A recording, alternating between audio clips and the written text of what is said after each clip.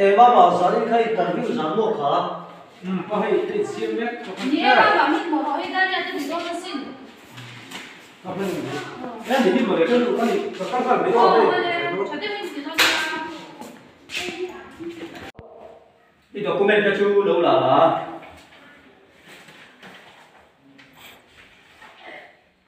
interview cuối tuần đây hay là câu nói đầu tiên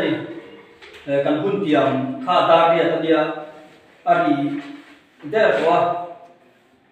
nắm bài thì cần làm mấy chuyện ngay để là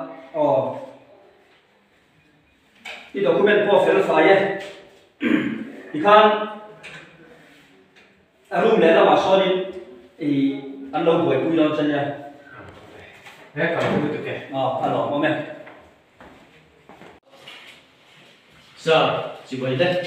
chị bảy đâu số rồi hey cái document chú ý phát lại về hun tiếng mất bền đó xí hun thì ngày quay một tủ đó đi đi đang cần phải phải đẹp đó giờ mình không phải là thì đầu sáng mà nó không lồng mò hun phần thì khi ngày quay một tủ đó đi hun phần thì lâu chú cần là mai đâu quay thế mày anh mò sao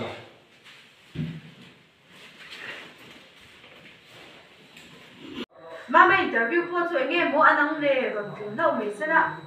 để hay rồi mo lo mình nghe mà interview cho tôi ana nu hun tiệm xuống cái thằng con rồi qua mình đang đâu là con ta đi khác anh này đó là xin cái cần map point mình một tổ liên cần tour check hả tụi nó cho nên thì sẽ phải có đoàn nè hun tiệm ông chuan hun tiệm đi lại quay một tổ chú mình quay tiền riêng đi sẽ phải đoàn nè vì em mà ipa cho sợi chú sẽ rằng là ivong rằng đó nha